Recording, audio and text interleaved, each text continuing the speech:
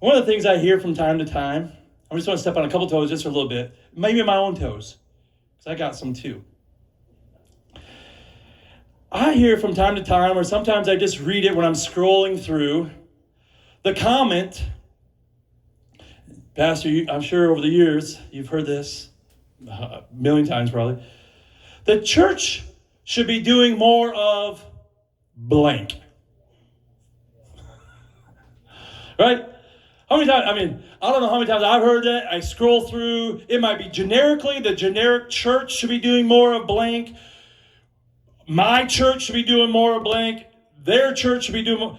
It's this comment, the church should be doing more of fill in the blank.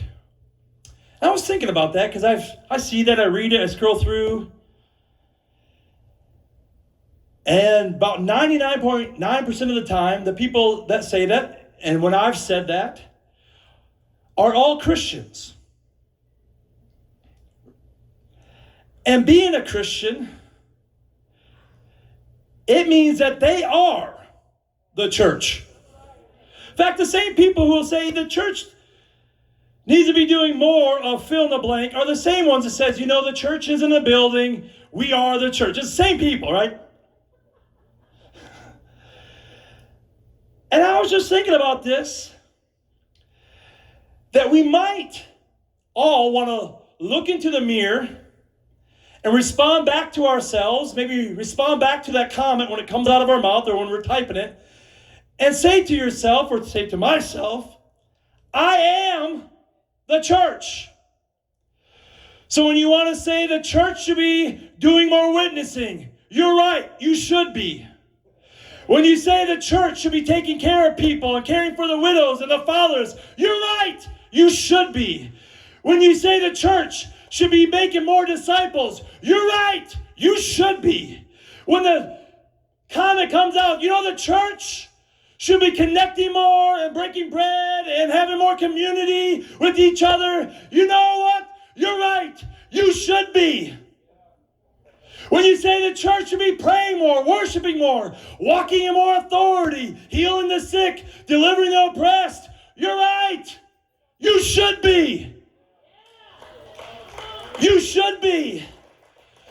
But we like that comment because it puts it on maybe a select few leaders or this is mysterious organism called the church.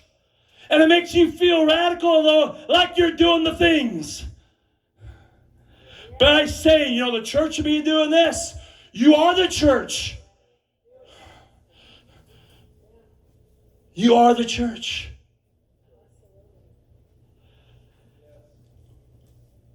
And here the Spirit of God was poured out upon all the flesh here in the book of Acts. And I love it. Because you know what they did after the outpouring of the Holy Spirit? I was studying this and I thought to myself, here's what they really did. By the power of the Holy Spirit, they got really good at two things.